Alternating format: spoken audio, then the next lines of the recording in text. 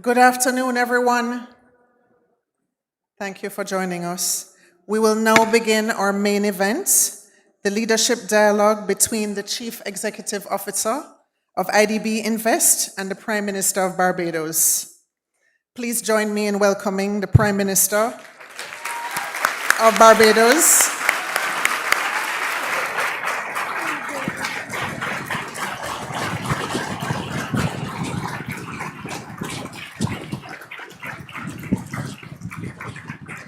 Join me in welcoming the Prime Minister of Barbados, the Honorable Mia Amor Motley, together with Mr. James Scriven.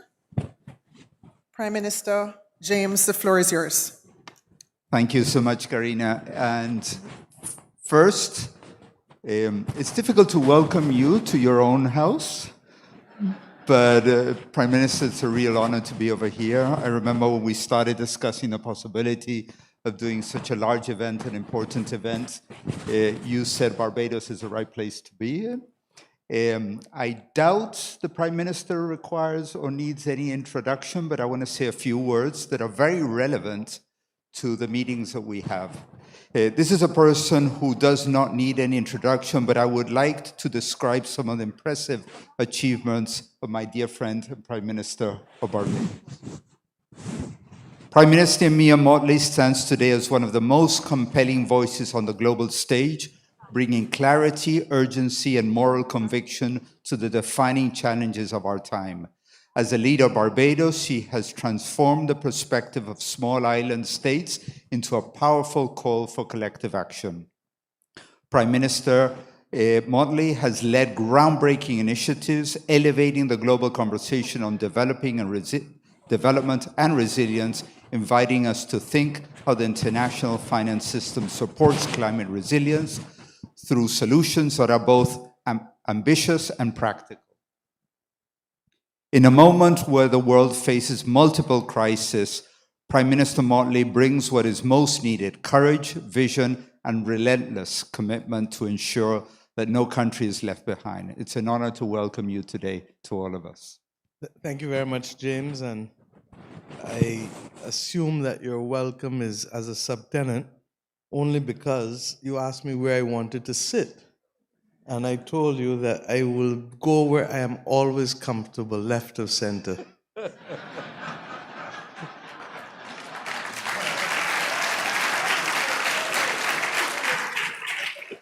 Let me welcome, however, properly, all of you who are visiting our country. And may I ask those who are visiting for the first time to please stand so that we can welcome you properly. First time. First time visitors.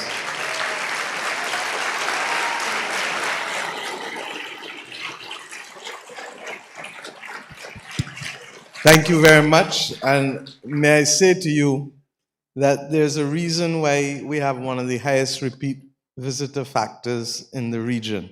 I hope you come to understand that while you're here, and that I will have an even better time welcoming you on the second occasion. Thank you. Thank you, Mia. And just to give you a bit of context, as you know, this is an event that started on Tuesday morning, 3 days. I had the pleasure and an honor to do a session on the Caribbean in particular. So I'm sure that we're going to have a discussion about Barbados, but also in your role as president of CARICOM, way beyond that. Well, not now, trust me. Before. I would have chaired CARICOM a year ago, but we rotate like the EU. Yes. But I just wanted to share with you that we have over 800 participants on the ground over here of 46 countries, representing a very wide. We never thought that we would break the record that we had in Manaus, but we did, which is a good sign. Thank you.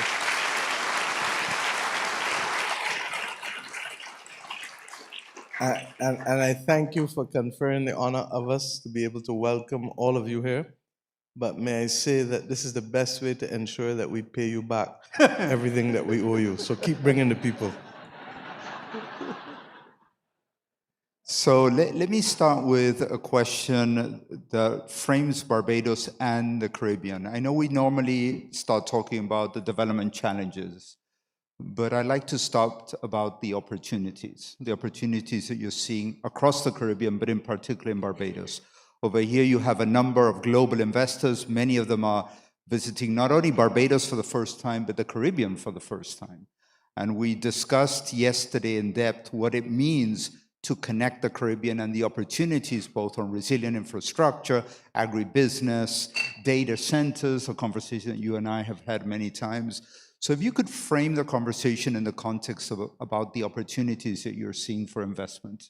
Thanks. Before we get to opportunities, James, I think it's important for us to set our perspective on investment. We believe that the region is a part of a global community and must, in fact, be able to ensure that we can be attractive to investment. But we're also conscious that as small island developing states, that we live in a world where over the last few decades, the widening inequity in countries has led to a geopolitical situation that the majority of us would rather not face in today's world. And regrettably, the consequences of that widening inequity in small states has a disproportionate consequence and destabilizing effect. It is for this reason that, as you know, our mandate has just been renewed by the people. And it is for this reason that we have come to recognize that we must walk in a balanced way and that we must create all of the opportunities for attracting investment, but we must also anchor local investment and create opportunities for our people, particularly since the savings rate, for example, in Barbados, in the commercial banks is 0.1%. Inflation is running last year at just under 2%, and I have no doubt, and none of us in this room, I suspect, will have no doubt that this year inflation will be significantly higher because of what is going on in the world, particularly with the Straits of Hormuz. Against that backdrop, we've had to agree, and luckily the government started a few years ago improving the participation by starting the process of educating our people and having financial literacy programs. I say all of this because I come to this moment not just as a representative, but as someone who also has served in the area of the law. And the truth is that there is the potential for far more creativity, particularly with the law and with technology, whether in the form of tokenization or whether in the traditional forms of unit trusts, to be able to partner with foreign investors and regional investors such that we create a balanced framework and that we do not have the disparity that our small societies cannot survive. So I want to start with that because we are in danger of leaving people behind and making them tenants in their own land rather than owners of what takes place in their country. If we accept that, then we have a lot of room to play with. And the partnerships that can be made, the anchor investments that can be had from foreign investors or regional investors will help carry along those of our people. But in a country that has just under 8 billion US in domestic savings, earning next kin to nothing, then it becomes critical that we find mechanisms by which to bring along our people in the ownership of what they have. Against that backdrop, of course, there are a lot of opportunities. For us as a government in particular, we would have started at a time when our first duty was to stabilize the economy. Barbados, regrettably, was the third most indebted country in the hemisphere, 177 debt to GDP, 177%. It's down to 93% as we speak. And we believe that if we are to keep on our downward trajectory, it means that there are some things that governments simply will not be able to do with respect to the building out of this economy. One of the things, for example, that we are very clear on is that we have to create opportunities within the renewable energy sector. And I will confess that the government in and of itself would have been less willing to intervene with respect to the regulatory aspects of the sector because of the majority that we have in Parliament. But once the war broke out, it became clear to us that we have to act. And acting with dispatch is exactly what we're doing now.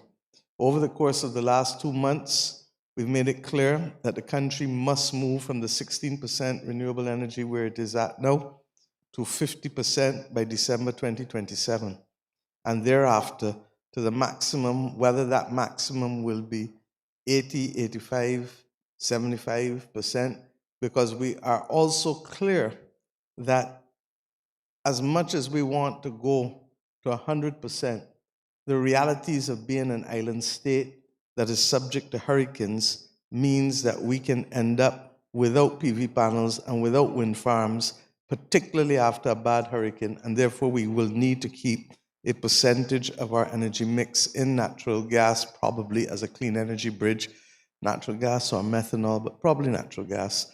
And those are the discussions we're having.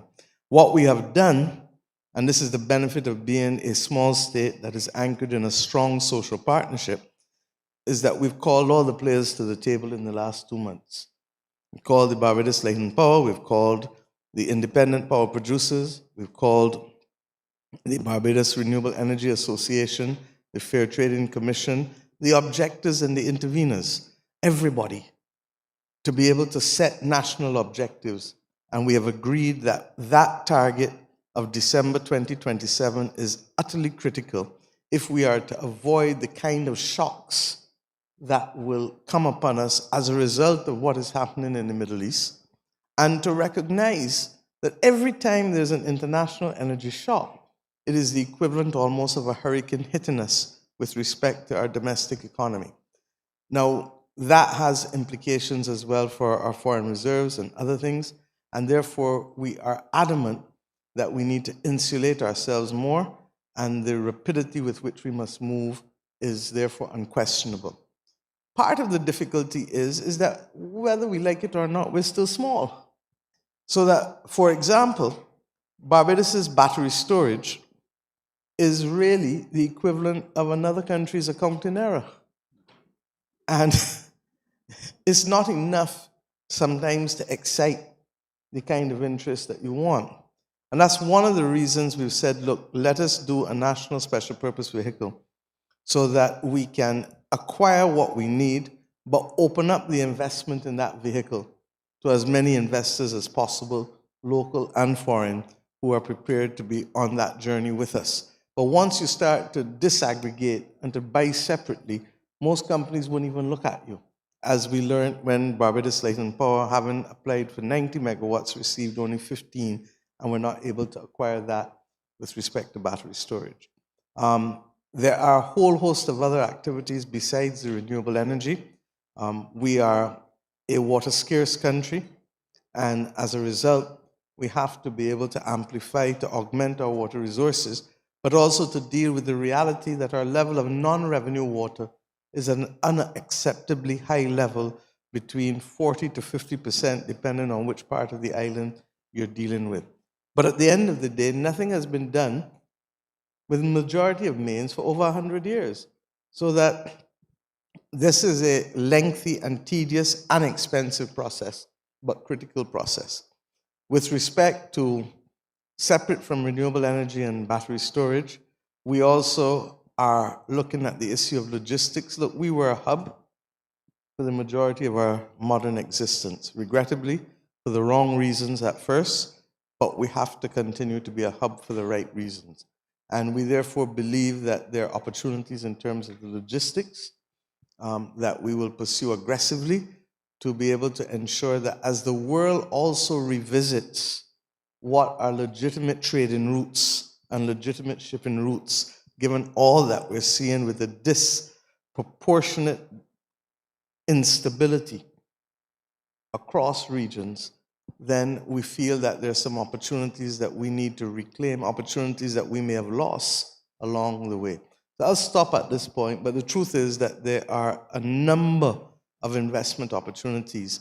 But as I said, what is important is that we balance it balance local participation with foreign investment, local participation with regional investment, I believe that we can get there and promote inclusive, sustainable growth as opposed to sustainable growth.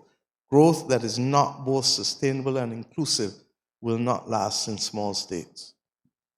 Yeah, I'm always humbled, Prime Minister, when you talk about the size of Barbados, because you always talk about nimble, small, and I'm gonna share with all of you a few of the things that came out of Barbados that have a global impact way beyond the Caribbean. I had the benefit of meeting the Prime Minister. Luis Alberto Moreno, the president of IDB at the time, asked me to fly over here and meet you. And I'm going to share a few thoughts that were quite impressive and for me changed not only IDB Invest, IDB, but also the multilateral system.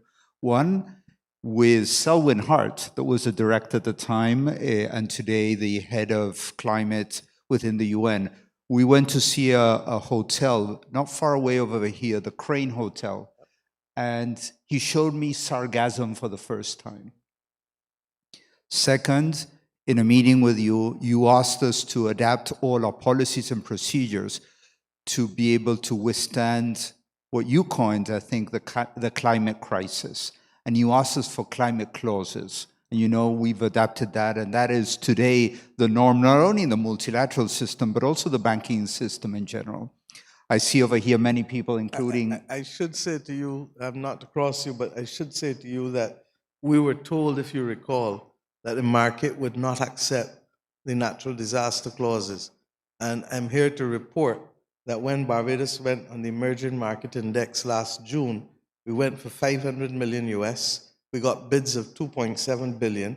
And in every instance, we had absolutely no difficulty in ensuing that those bonds with natural disaster clauses and, by the way, pandemic clauses. And the triggers are not loose or low. They're appropriate, they're responsible, and they take into account the need for certainty. If, God forbid, I don't think the top is wood, if, God forbid, we're hit at all, we can unlock the equivalent of 17, 18% of GDP over 2 years, which no country, no entity, no individual will ever give us. And the key is the certainty that it creates in the minds of the lender. It is true that in a perfect world, the lender should take a haircut if I'm taking lashes from a hurricane, but we've left it as an equal position for now. No, and I would add a few thoughts that you'd recognize. I see Avi there in the audience, and I know that I heard about from him and through you the Bridgetown initiative at the time. I heard initiatives from roofs to reefs and the role that you play in not only thinking about the island in itself, but the protection of the ocean and what that means for the population. So we've seen, even though many of those we didn't know they were coming from Barbados, a lot of the transformations that are happening in the financial development world are coming out of Bridgetown over here. So if I can frame that conversation of what's next, a lot of investors over here coming from the Middle East, coming from Asia and other places are thinking about what are the next business opportunities, the ideas that are applicable in Barbados and Caribbean, but more broadly across the region. Look, let me say, first of all, and I want to thank all who were involved in the Bridgetown initiative, we view Bridgetown as the conduit by which change has happened, transformation. It wasn't all us, but we took the opportunity to reach out to the rest of the world and to begin to do things and to say things that perhaps weren't being said in as strong a way as they should be. And the Resilience and Sustainability Fund of the IMF, the 20-year lending with a 10.5-year moratorium, all of that came out of the Bridgetown initiative.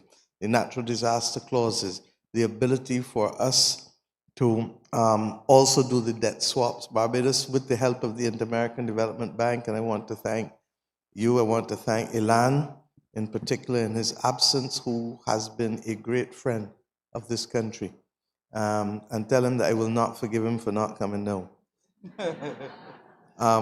But the bottom line is that those debt swaps have been critical to us coming on the journey that we were coming with respect to the fiscal anchors that we would have committed to in our Barbados Economic Recovery and Transformation Program, and with which we have then agreed with the International Monetary Fund. The debt for climate swap and the debt for nature swap. And then we hope with you all and the World Bank and the Caribbean Development Bank and with Latin American Development Bank, the four of you working together, I think for the first time, to be able to have a debt for social swap at even larger scale than we've done the other two. So the Bridgetown Initiative anchored that. What's next? We also got changes, of course, on the representation of the IMF board with another seat from Africa, for Africa. We believe that there must be a seat for small island developing states. That remains outstanding because the perspective of small island states is really truly different from large countries, and things that you take for granted in large countries, we do not have the luxury of. If, for example, the Panama Canal is affected by lack of water tomorrow, as well as has happened when the locks really weren't working properly, at the same time that you have the Straits of Hormuz and potentially the Suez Canal under pressure, then the reality for us is that we will not be able to drive to the next country and get oil or to get gas. We are cut off. And we keep making the point that there are certain realities in small states that people don't get. So we feel that there should be representation at the board level for the perspective of small states. We recognize as well that the world has been driven mainly by markets. I'm not going to do like Fidel Castro and call them casinos, but suffice it to say that the markets don't necessarily reflect real production all the time, as we know. And it is as much an effort in how people perceive you and the earnings that you have and all of those things that drives decisions. We believe that that approach is far from the reality of development for countries. You cannot build schools and hospitals and replace water mains, as I've said over and over, with 10 and 15-year money. All you're going to do is crowd yourself out from being able to do other things that are absolutely critical to your existence. So that if countries, small states in particular, have to choose and their choices are hobbled by the fact that they have no fiscal space, because of the fact of literally the repayment schedule on 10 and 15-year money just doesn't work, and you've not spent enough time to build the capacity that you set out to build, you're effectively digging a hole rather than climbing a ladder. So we've been arguing, and I hope in Vienna next month, that with the OPEC Fund for International Development and some of the Gulf States sovereign wealth funds, that we can start to turn the corner. We're not going to get exactly where we want, but we've said simply this: there ought to be long-term concessional funding for education, health, and water loans. I'm not asking for everything, but we need to build schools, we need to build clinics and hospitals, and we need to replace water mains, because without water, our people will not on earth survive. And against that backdrop, if we can have 30 and 40-year loans, 30 perhaps for middle and upper middle income, 40 for the low income or HIPIC countries, and with some kind of, I would love the floor to be the whole loan, but if I can't get the whole loan, at least a concessional or a grant floor for 25, 40% of what the person is borrowing. That begins to help countries face the realities of being able to continue to bring development to our people in ways that matter to them, while at the same time facing all of the exogenous shocks that we are facing, be it the climate shocks, be it the geopolitical shocks, be it the international oil shocks, whatever it is. Because those shocks do not stop us from having an obligation of providing the basics to our people. Tomorrow night, I go to the parish of St. John with my cabinet, many of whom are here, and I want to thank them for coming out, because it is important that they get to mix with you and you get to mix with them so you understand at a granular level what we're doing in this country. But tomorrow night, every month, we go to a different parish from January to November to discuss local issues and ideas. And if I can't go there and explain to them why we are not providing for them in certain ways, they don't care about the Straits of Hormuz. They don't care about any of those other things. So while all politics is local in every country, and that's where a number of Western governments are facing the reality that they're facing as we speak. Thank you, Prime Minister. And I wanted to I just gave you two of those things. I should say to you that the big elephant in the room as well for the Bridgetown Initiative, which we've not seen sufficient progress on, and I don't think the world is taking it seriously enough, is the issue of insurance. And it's going to affect the microeconomy in ways that are going to hurt us in this region even more. If you have insurance access being denied for hurricane or floods in southeastern US, or for fires, wildfires as it is in the west coast of the US, you are then affecting the ability of individual enterprises being able to sustain their access to commercial borrowing. Because what's the first thing you ask for in your loan agreements? You want a covenant that the entity will insure. But if the cost of insurance becomes prohibitive, or worse than that, inaccessible, the actual product, we then have problems because these hotels that are dependent on access to that funding will not now be able to compete with hotels in another island or another region that is not necessarily facing the same problems. And I ask myself, if, and Avi knows this because we've discussed this, if at the end of the day, we accept that every country in the region that has wipeout risk is not hit every year. We do know that there is a country that is hit almost every year, and it's called the United States of America, but there's no climate crisis. But if we accept that every country is not hit each year, and then we add to that the countries in the islands in the Indian Ocean, and we add to that the islands in the Pacific, all of a sudden, those of you who are in the insurance industry or the financial services sector are starting to salivate already because those small islands now have scale. Because you've done what? You've aggregated all. If we can find a way, rather than our insurance people just effectively being brokers to international reinsurers, that starts to make sense of our real risk here, and that starts to recognize that what is going on cannot be sustained at this rate, then I think if we can solve that problem, we can avoid a collision that I see coming in 5 to 10 years' time. The Director of Finance just now in my last meeting said he went, I shouldn't tell his business out, but it's affecting all of us, that he went to pay his insurance yesterday. And the insurance premium have gone up by 20%, property insurance. Now, we are not necessarily going to be the ones driving that because it is what's happening in the entire region.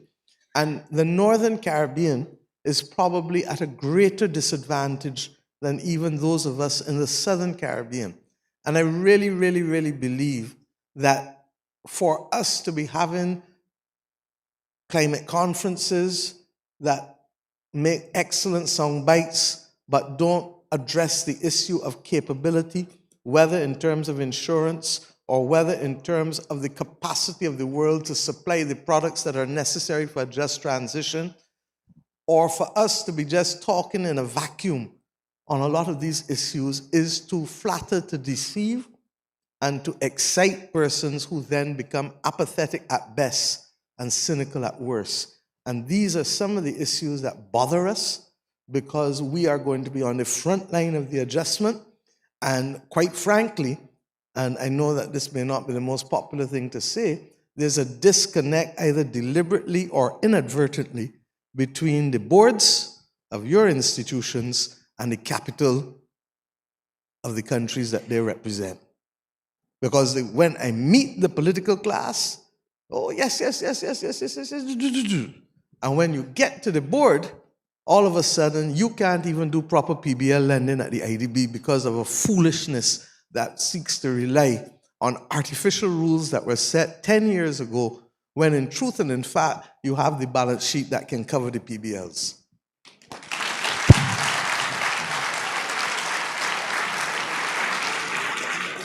And for the record, James is on the right side.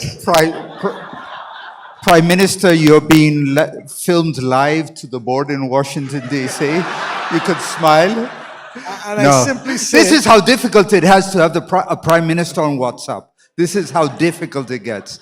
But I did want to... But I honestly say, look, you can't have the disconnect between capitals and the boards. And that's what's killing us in the IFIs. And it's not right, it's not fair.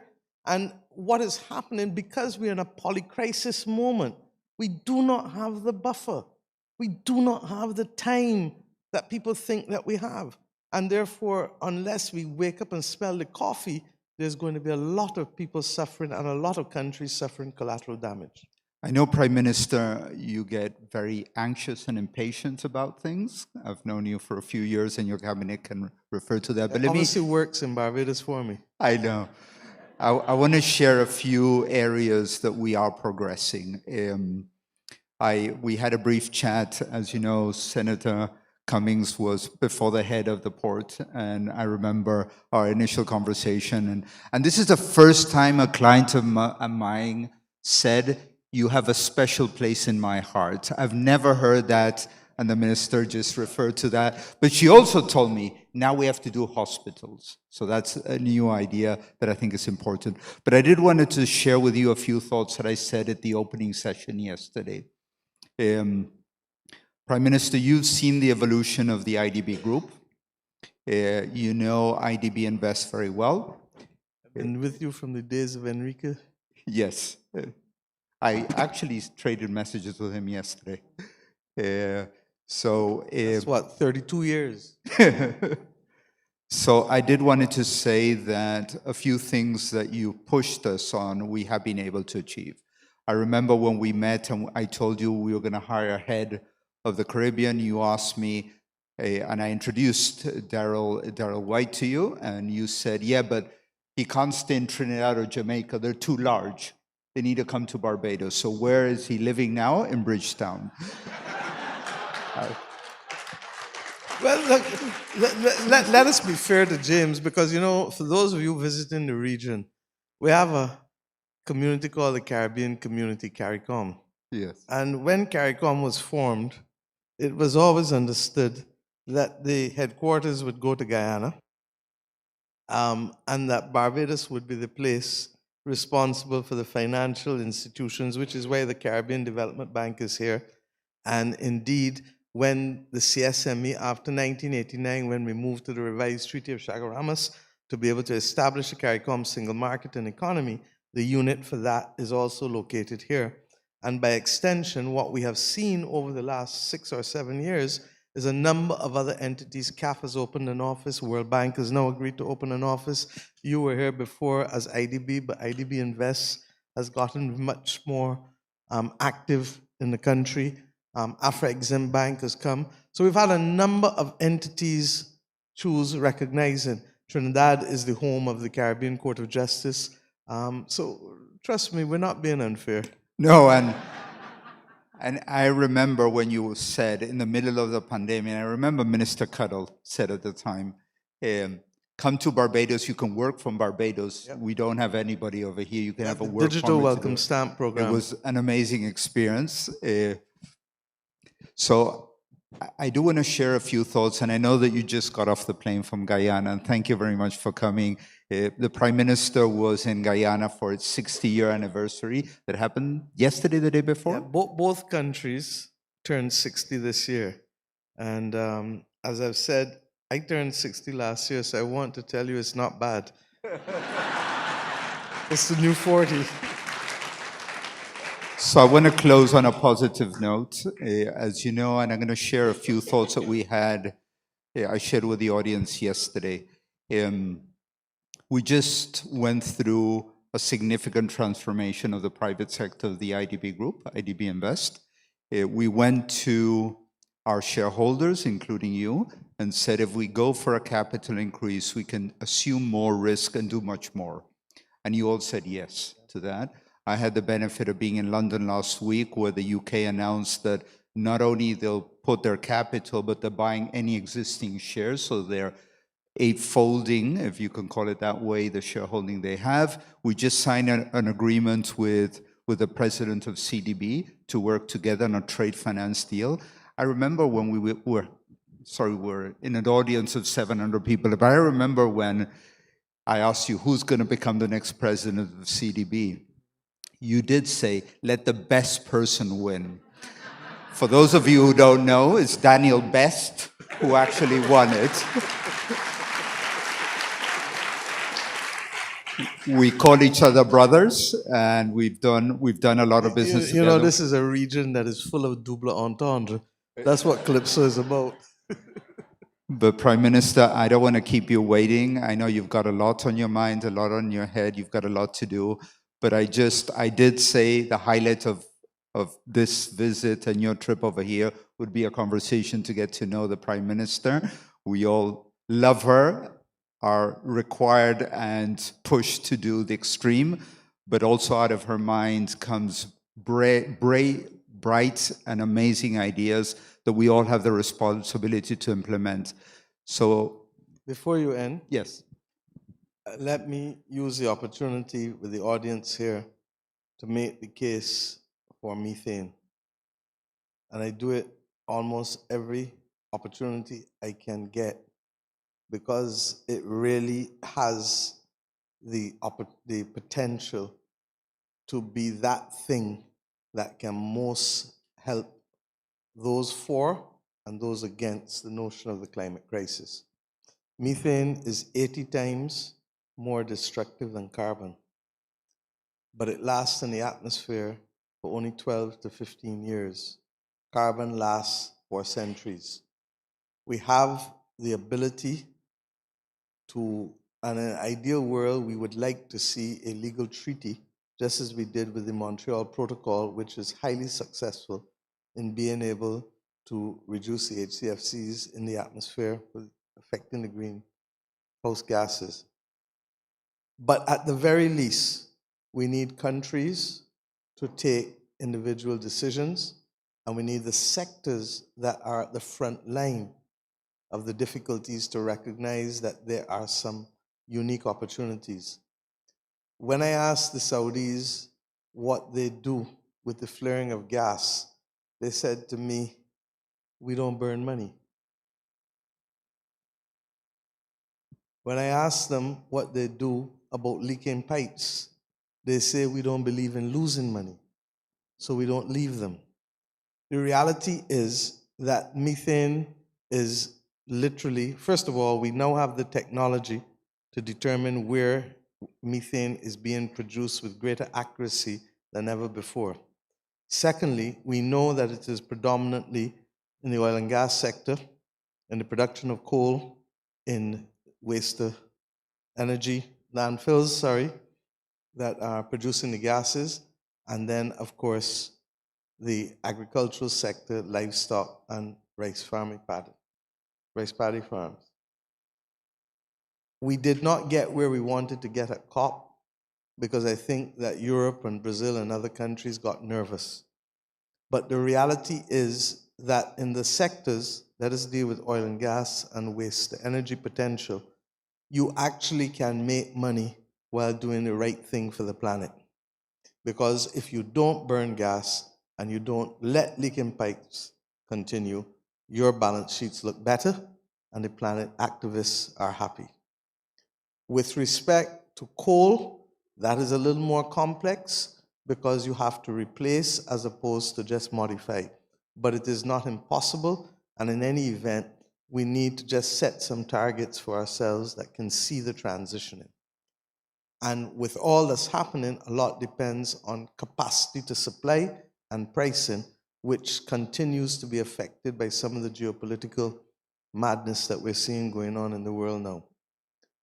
With the farming sector, the agricultural sector, No one is asking the farmers to carry the transition, and that should never be the case.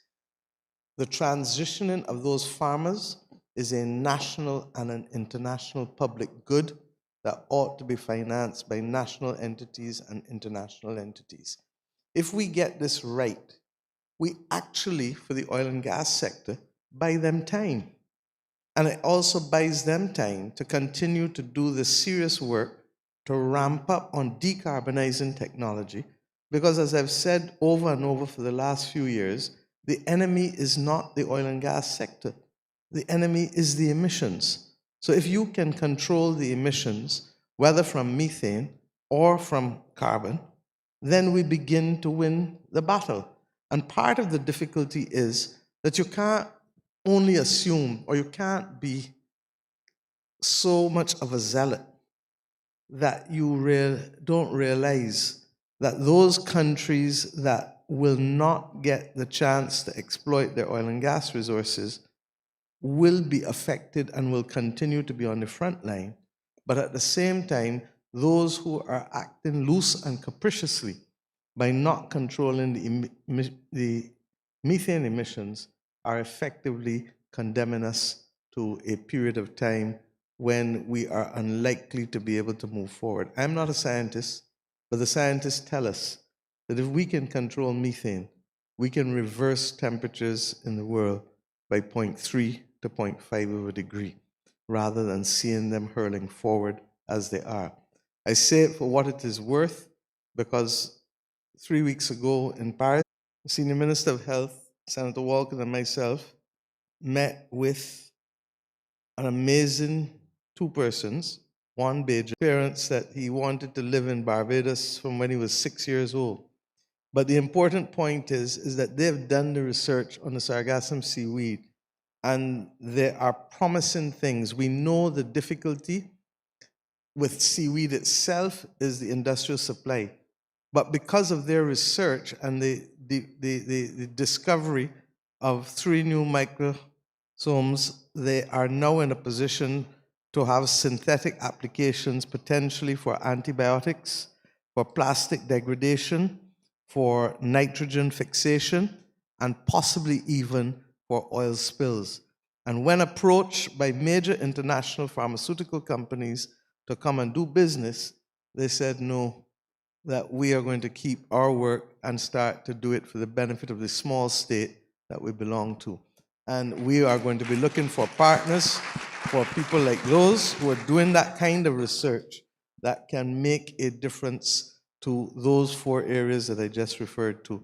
So everything about sargassum is a nuisance, but it may well have some serious benefits for the global community.